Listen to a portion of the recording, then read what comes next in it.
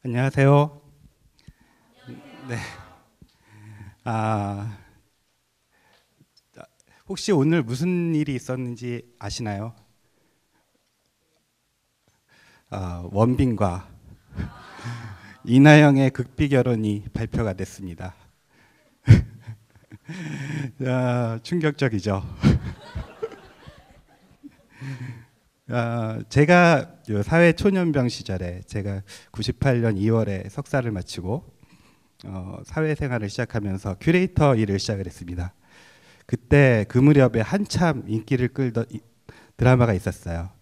카이스트라고. 예, 거기에 이나연도 나오고 또 지금은 고인이 돼서 우리 곁을 떠나간 이은주 배우도 나오죠. 거기에 이은주 씨하고 썸을 타던 남자 주연 배우가 김정현이었는데 그녀에게 이런 시를 읊어줍니다. 예, 황지우 시인의 너를 기다리는 동안, 너를 기다리는 동안 다가오는 발자국마다 내 가슴은 쿵쿵거린다. 제가 그렇습니다. 예, 카이스트는 제가 생전 처음 방문을 했고 여기서 이렇게 강연을 하게 될 줄은 정말 꿈에도 몰랐습니다. 네, 제가 얼마 전에 지난 2월이었는데요. 비슷하게 떨리고 설렜던 적이 있었습니다. 제가 요즘 라디오 방송을 2주마다 하고 있는데 방송 섭외 전화를 받았습니다. 그래서 어디신데요? 그랬더니 울릉도예요. 이러는 거예요. 제가 듣지를 못하죠. 제가 방송을 하지만 휴대폰으로 15분 정도 녹음을 하면 미술 얘기, 전시회 얘기를 하면 울릉도에서 오징어 잡는 분들이 그 듣고 독도 경비대원 분들이 듣겠죠. 조금 멀리 가면 북한 어민도 들을 수 있을 겁니다. 근데 그들에게 서울에서 벌어지는 전시 그리고 아니면 작가 본 적도 없는 것들을 제가 목소리로 어떻게 설명을 할까 이게 고민이 됩니다. 첫 방송을 앞두고 무척 떨었던 기억이 나는데요. 오늘도 여러분들 앞에 서니까 그때처럼 떨리네요. 죄송합니다. 바로 여기가 울릉도입니다. 가본 적도 없어요. 몇 시간 걸린다 그러죠? 배 타고 4시간? 아휴. 예, 오늘 제가 떨리는 마음으로 여러분들한테 들려드릴 얘기는 제가 테드 강연을 요청을 받았을 때 작년에 제가 기획한 국립현대미술관에서 기획한 초자연이라는 전시를 중심으로 얘기를 해달라는 주문을 받았습니다. 그런데 질문이 너무 어려웠어요. 그 전시에 대한 질문들이. 그러다 보니까 제가 준비한 원고가 어려워졌습니다. 질문에 맞춰서 저는 역시 카이스트생들은 예리하군 하면서 약점을 잡히지 않으려고 여러 가지 준비를 했는데 오늘 여러 연사님들 얘기를 듣고 보니까 여러 질문에 대한 답을 다 만족시키기보다는 하나라도 좀 여러분들 기억에 남겨드리는 게 오늘 저의 목표가 됐습니다. 초자연 전시는 목표가 있습니다. 어떻게 하면 보이지 않는 것을 드러낼까? 예, 오늘 강연의 제목도 보이지 않는 것을 드러내는 방법. 보이지 않는 세계. 그 위대한 아인슈타인 박사는 이런 말을 했습니다. 굉장히 오래전에 이런 말을 하셨네요. 우리가 경험할 수 있는 가장 아름다운 것은 바로 미스터리다. 이런 감정이야말로 진정한 예술과 진정한 과학의 원천이다. 이러한 사실을 모르는 사람은 죽은 것과 다름이 없다. 예, 과학과 예술이 모두 진정한 아름다움을 추구한다라는 굉장히 공감이 갑니다. 그런데 과거 예술은 예술이라는 개념이 없었습니다. 아주 고대에는 예술과 기술이 구분이 안 됐어요. 섞인 개념이었습니다. 그 당시에 미술이라는 것은 아주 고급스러운 테크놀로지였어요. 제가 준비한 내용은 아니지만 생각난 사례가 있는데요. 일본이 메이지 유신을 통해서 이제 유신사들을 미국이나 유럽에 보냅니다. 그 일종의 문물을 구하러 배워오라. 그런데 사절들을 보내는데 꼭 화가를 한 명씩 끼워 보냈습니다. 예, 메이지 유신 시절에는 휴대할 수 있는 카메라가 없었기 때문에 기계를 만들고 대포를 만들고 선박을 만들기 위해서 그 모양을 그대로 베껴오는 겁니다. 도면을 베껴오고 중요한 역할이죠. 똑같이 그리는 기술이 없으면 서구의 기술을 열강의 기술을 빨리 따라잡을 수가 없었다. 예, 그 얘기에 의미심장하죠. 나중에는 우리가 일본의 지배를 받게 되는데 일본인들은 조선 땅에 반도에 미술 학교를 만들지 않았습니다. 법대, 공대, 의대는 만들었는데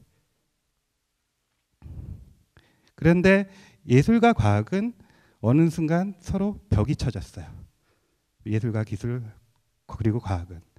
그렇지만 두 사이를 연결하는 연결고리는 늘 있었습니다. 지금 보시는 바와 같이 수학적인 세계의 지배를 받았습니다. 그리고 오해도 했습니다. 아인슈타인의 특수상대성 원리를 피카소가 오해했어요. 그래서 탄생한 게 입체파입니다. 입체파, 종합적, 구축적 이렇게 나누는데 동시성과 산대성을 오해했습니다. 그리고 어떻게 하다 보니까 서로의 원리가 장이론이 시지각 이론의 유사성이 드러났어요.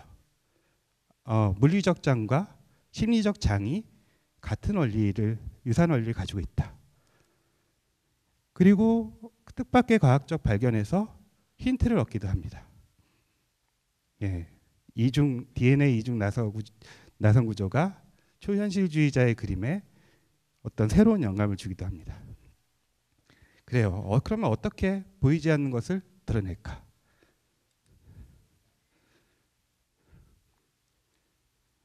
예, 문화는 다채로워야 합니다.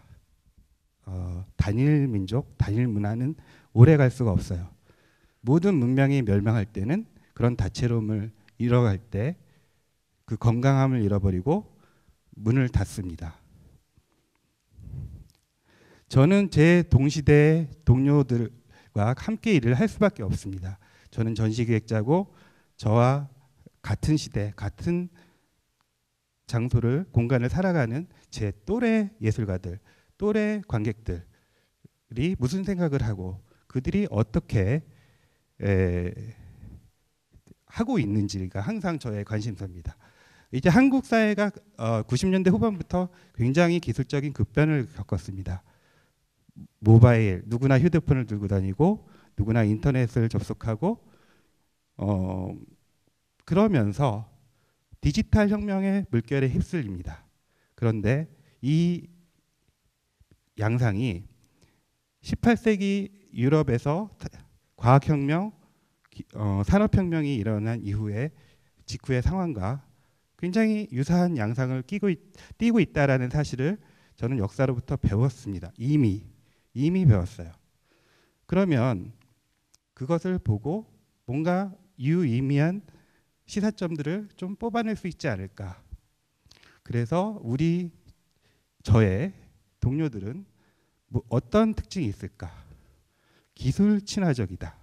그리고 전자적인 유목성을 갖고 있다.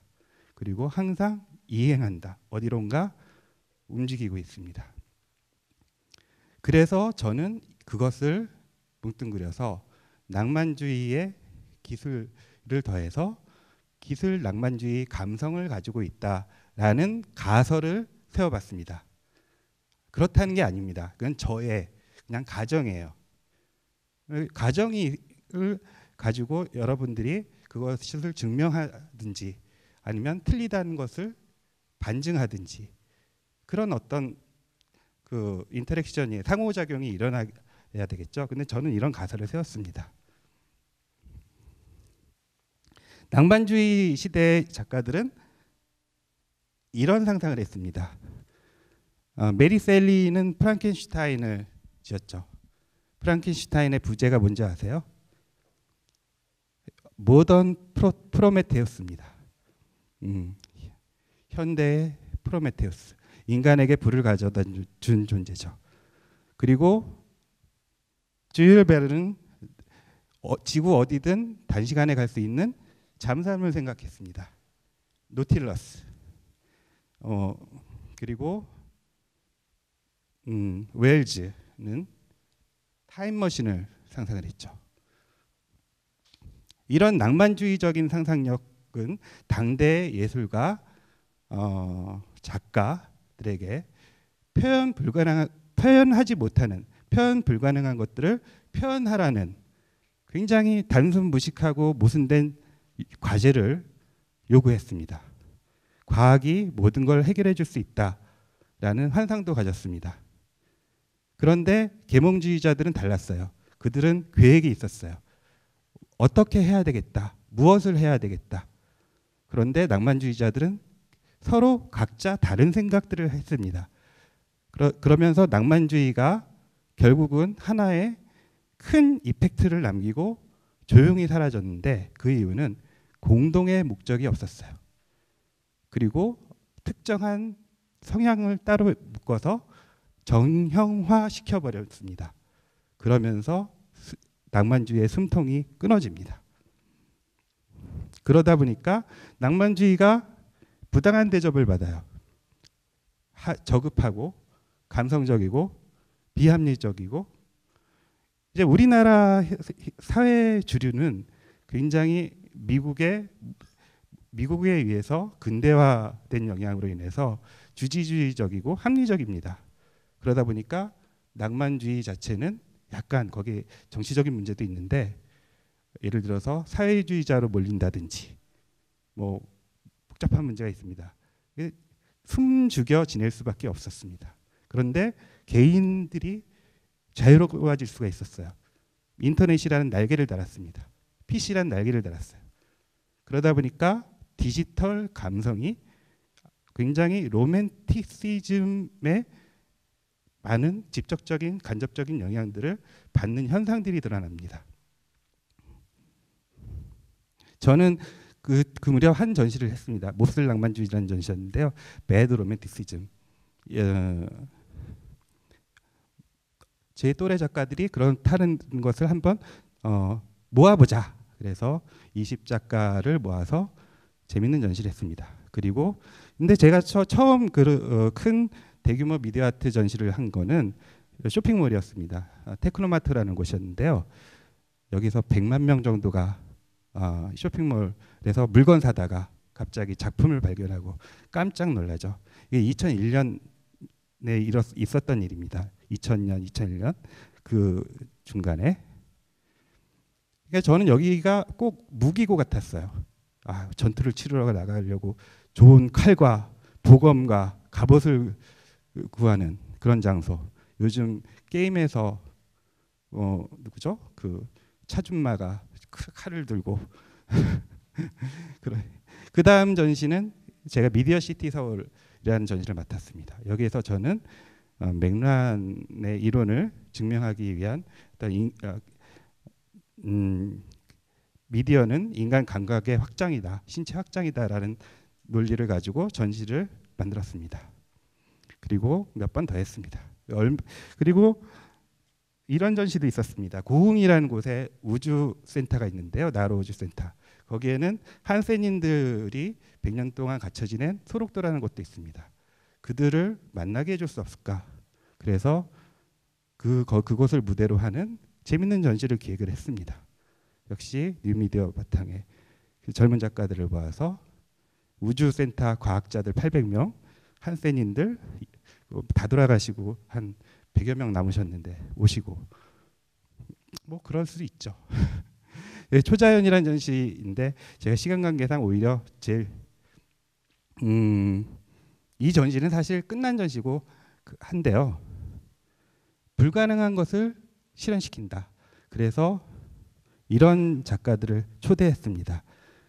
어, 부위 물리적인 실체가 없는 벽을 만드는 레이저로 그런 기하학적인 공간이 벽이 되고 통로가 됩니다.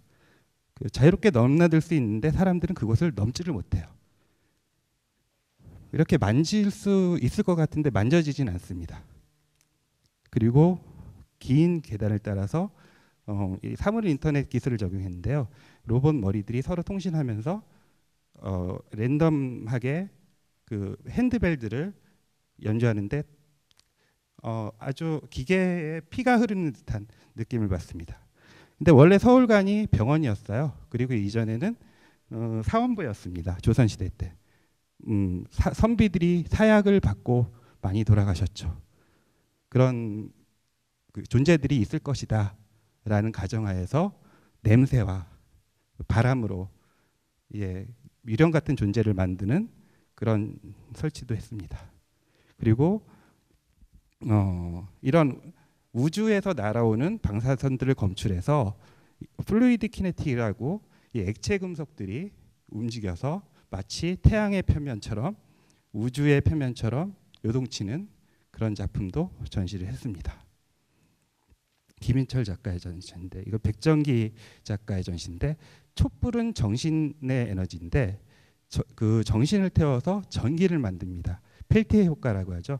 열전소자를 이용해서 그 전기를 만들어서 뭐를 하느냐. 비를 내리게 해달라는 그런 기우제에 쓰이는 사운드들, 비소리, 바람소리, 천둥소리들을 만들어서 보냅니다. 근데 촛불이 무슨 힘이 있겠어요. 한 300m 날아가서 잡힙니다.